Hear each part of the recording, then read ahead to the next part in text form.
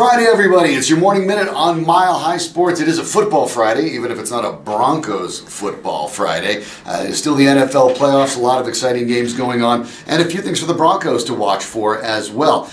You're still looking at a situation with a lot of the playoffs. AFC West teams in action, the Kansas City Chiefs, first and foremost, TJ.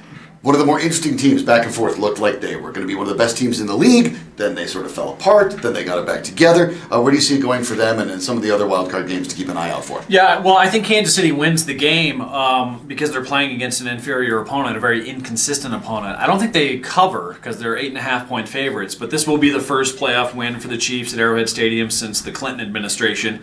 So, congratulations to them on that, but they will be losing in the next round to the New England Patriots, who have been in the news quite a bit lately. I think that's probably going to have the opposite effect that it usually does for teams. It won't be a distraction. It'll be a reinforcement of their unity as one of the best dynasties of all time. But they will be playing the Chiefs in all likelihood. I also think on the other Saturday game that the Rams take care of the Falcons pretty handily. They've been a very inconsistent group as well.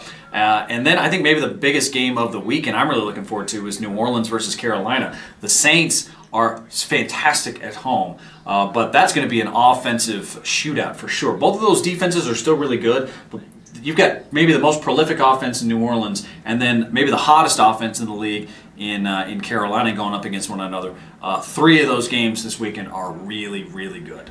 We talked about it yesterday for a bit. The Broncos will be coaching the Senior Bowl. They've now replaced 3 of the assistant coaches they've moved on to. And now we look at the game coming up in a little bit. But Baker Mayfield officially added to the North squad, the one the Denver Broncos are coaching. What do you think they'll expect to see out of him? Will they be basically treating this as if it's their best opportunity to scout him? Yeah, I think that his throws are not in question.